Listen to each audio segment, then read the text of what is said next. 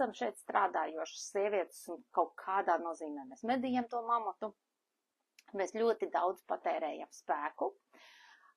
Un var gadīties, ka ir dzīves periodi, kurā mēs vispār zaudējam visu savu spēku un nonākam pie izdegšanas.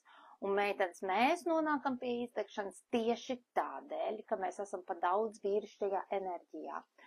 Un šo ir ļoti jāmāk kompensēt. Es par sevi zinu, ka es varu nonākt vīrišķajā enerģijā un izdegšanā pat tad, kad man ļoti patīk tas, ko es daru.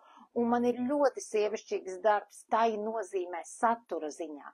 Bet jau tas vien, ka es stāvu auditorijas priekšā vienīgā un vadu, jau vairs nav sievišķīgi. Tas ir absolūti vīrišķais formāts.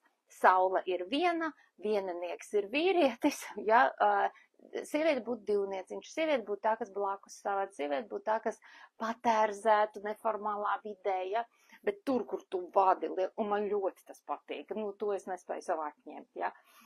Es to darīšu, cik vien es spēšu, jo man vienkārši, tā ir man tāda būtība, būt uz skatuves un dabūt to enerģijas apmaiņu ar auditoriju, to vispār ne ar ko nevar salīdzināt, tas ir kaifīgi.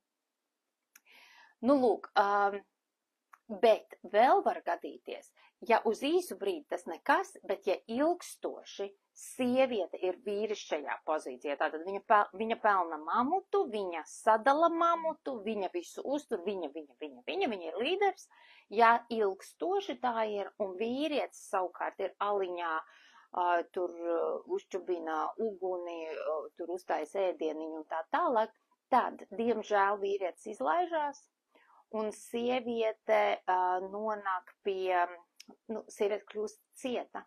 Un var jau gadīties, ka mēs tagad esam diezgan gudras un visādi mēģinam sevi ar dažādām meditācijām, ar dažādām tehnikām un praksēm glābt sevi, bet katrā reizē, kad mēs kārtēreiz nonākam pie enerģijas pilnīga zuduma, izdegšanas vai kaut kādām depresīvām sajūtām tā tālāk, tad zini, iemesls ir viens, mēs esam pārstrādājušās, jeb citiem vārdiem pa ilgu bijušas vīrišķajā enerģijā.